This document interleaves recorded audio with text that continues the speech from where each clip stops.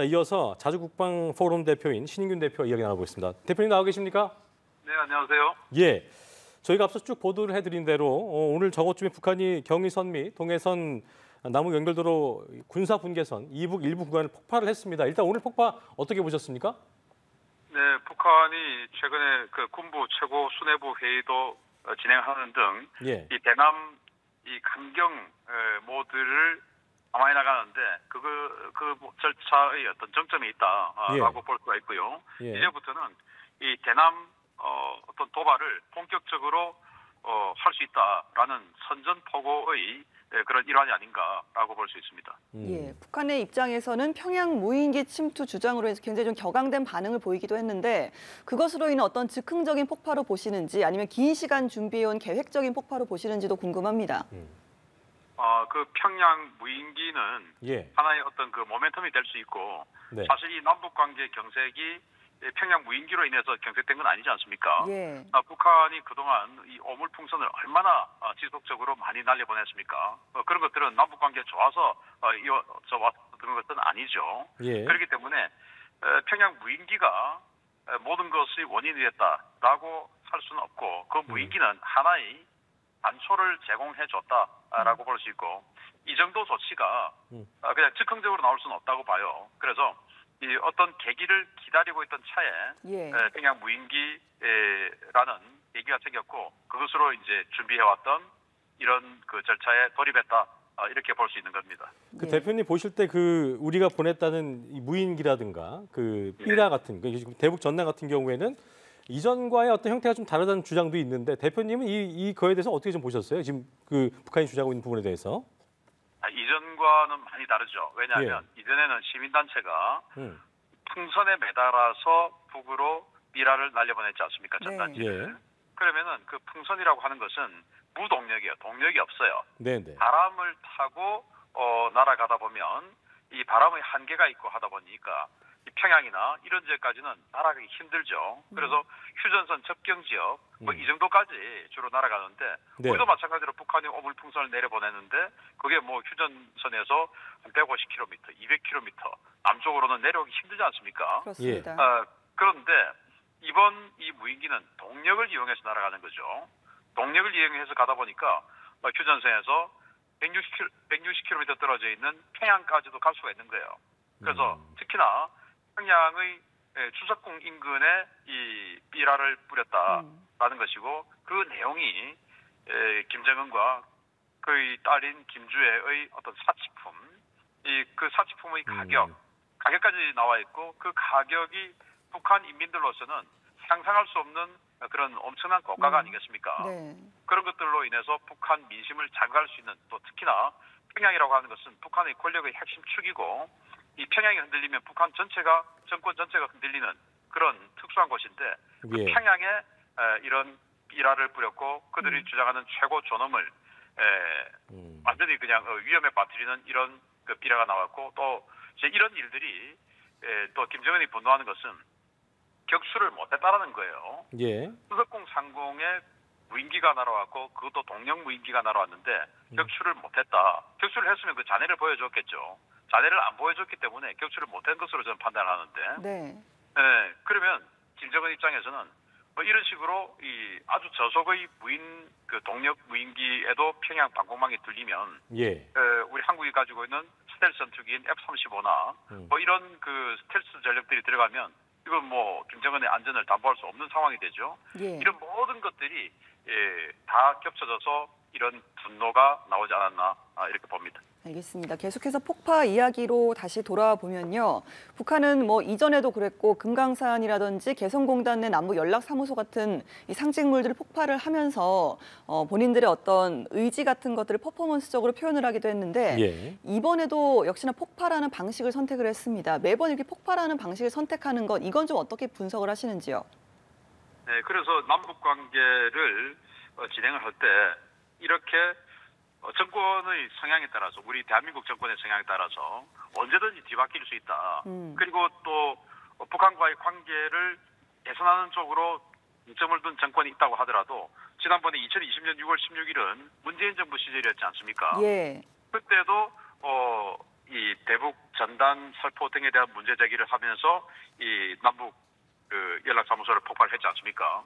그래서 그들에게 완전히 굴종하는 이런 모습을 보여주지 않는다면 이 북한 정권은 언제든지 이런 식으로 신의를 위반하는 예. 이런 행동을 할 수 있다라는 것을 우리는 한 번 더 목도하고 있는 상황이기 때문에 이 북한과의 교류 협력에 대해서 굉장히 신중한 자세로 갈 수밖에 없는 그런 상황을 우리는 잘 판단해야 됩니다. 어쨌든 적대적 두 국가 관계를 지난해 연말부터 김정은 위원장이 이 규정을 해왔잖아요. 두 남북의 관계를 이렇게 규정을 해왔는데 오늘 이 폭발을 기점으로 앞으로 북한이 그 부분에 대해서 어떤 식으로 더 공고하게 다져갈지에 대한 부분은 어떻게 저희가 바라봐야 될까요? 적대적으로 규정한 것은 김정은이 직접 발표한 것이기 때문에 예. 김정은이 발표한 것을 정말 특별한 어떤 그 개선되는 상황이 없이 뒤집을 수는 없는 거거든요. 북한 정권의 네. 특성상. 그래서 지금보다 더욱더 경색된 이런 상황으로 흐를 가능성이 높고 그러면 우리는 여기서 어떻게 해야 되냐. 우리가 박근혜 정부 때 북한과의 이 상황을 반추해 볼 필요가 있어요. 그때 북한이 우리에게 굉장히 강한 강경 일변도의 모드로 나오다가 네. 우리 정부가 북한의 이 도발에 대해서 충분성의 원칙으로 대응하라라는 지침을 내렸죠. 그래서 28사단 구역에서 북한이 포탄을 몇 발 쐈을 때 우리는 자주포 35발을 반격을 했어요.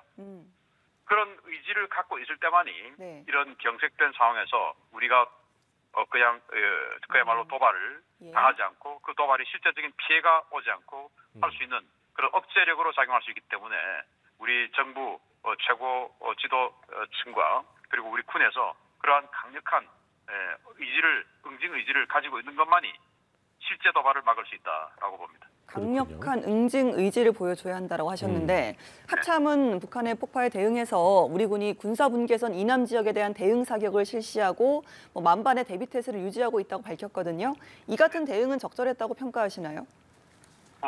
일단 그럴 수밖에 없었죠. 예. 왜냐하면 북한이 이 폭파한 지역이 북한 지역 아니겠습니까? MDL 예. 이북이기 때문에 그 MDL 이북에서 폭발물이 폭발을 하고 한 것이 우리 대한민국 영토, 법적인 대한민국 영토에서 뭔가 데미지가 있었던 것은 아니거든요. 네네. 그렇기 때문에 우리가 북한 지역으로 반격탄을 날려서는 안 되는 거죠. 그거는 뭐 가만히 있는 북한에게 우리가 공격을 하는 것과 마찬가지이기 때문에. 예. 그러나 지금 폭발이라는 것을 퍼포먼스를 보여줬기 때문에 여기에서 우리가 가만히 있는 모습은 또 북한에게 자칫 지금 이 대한민국 정부가 굉장히 겁을 내구나라는 판을 줄 수가 있죠. 여기에 대해서 우리는 비록 우리 영토 내라 하더라도 우리는 만약에 이 폭발 또는 이 폭발의 여파 그리고 앞으로 추가적인 도발 지금 8개 포병여단을 사격 준비를 했다고 하니까 예. 이런 것들이 날아오면 과거처럼 이 충분성의 원칙에 입각해서 우리는 응징한다라는 의지를 보여주었다라는 측면에서 보면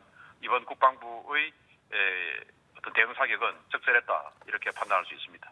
그 지켜보는 국민들 입장에서는 이런 군사적 긴장감이 고조된 것에 대해서 굉장히 우려감을 나타낼 수밖에 없을 텐데 이게 개성공단 지역의 경우에는 이제 북한이 최단 거리로 남침을 강행할 수 있는 군사적 요충지로 분류가 되고 있잖아요. 그러니까 이 지역을 공단 조성 이후에 공단 조성 이전 수준으로 요새화할 거다 가능성이 나오고 있는 상황인데 이후에 북한의 어떤 행태에 대해서 앞으로 전개해갈 어떤 그런 모습에 대해서 그 무력 충돌 가능성, 무력 도발 가능성 이런 건 저희가 어떻게 좀 바라봐야 될까요? 무력 도발 가능성에 대해서는 우리뿐만 아니고 미국의 유수의 연구기관에서도 지금이 6.25 이후에 가장 충돌 가능성이 높다라는 그 분석을 해줬죠. 네. 예. 그 분석이 이제 두 가지 측면인데 첫 번째 시나리오는 북한이 여러 가지 이유로 인해서 이 서북 도서 지역에 대한 이 강력한 포격으로 인한 국지전 수준으로의 발전 이런 것들을 우려했고 두 번째는 이제 중국의 대만 침공에 중국을 도와주는 측면에서 주한미군이 대만 사태에 개입하지 못하도록 대한민국을 북한이 공격하는 이제 이런 두 가지 시나리오를 제시를 했거든요. 그래서 지금 상황은 중국이 대만을 공격하는 이런 정도까지는 아직 안 갔기 때문에 그 서북 도서에 대한 강력한 이 포격 공격이라든지 예. 이런 것들을 우리는 대비해야 된다. 만약에 그런 포격 도발이 왔을 때 지난 2010년 11월에 있었던 연평도 포격도발 때 우리는 사실은 굉장히 급속한 이런 대응을 못했지 않습니까? 비록 예. 반격탄을 날렸지만. 그래서 이번에는 그런 실패를 또는 아쉬움이 있었기 때문에 만약에 이번에 서북도서 또는 이 경기도 또는 강원도 이첩경 지역에 대한 포격 도발이 있을 경우에 전면전을 할 수도 있다라는 각오를 할 때만이 전면전을 피할 수 있다고 봐요. 네. 전면전을 하면 안 되기 때문에 우리는 대응하지 않겠다라고 하면 그게 적의 오판을 불러일으키는 거고 그게 바로 거듭 제가 말씀드리지만 억제력이거든요. 예. 그런 강력한 의지를 가지고 있을 때만이 북한이 우리에게 함부로 오판을 할 수 없다라는 뭐 김용현 국방부 장관도 충분히 그런 생각을 갖고 있는 것 같더라고요. 그래서 우리 국민이 마음을 모은다면 우리도 충분히 이 위기를 넘어갈 수 있지 않을까라고 생각을 합니다. 네, 북한은 뭐 어제는 포병부대를 배치를 하기도 하고 김정은 위원장이 군 수뇌부들을 소집하기도 했습니다. 북한이 최근에 이렇게까지 군사적 긴장감을 고조시키는 이유를 짧게 좀 분석을 해주실까요?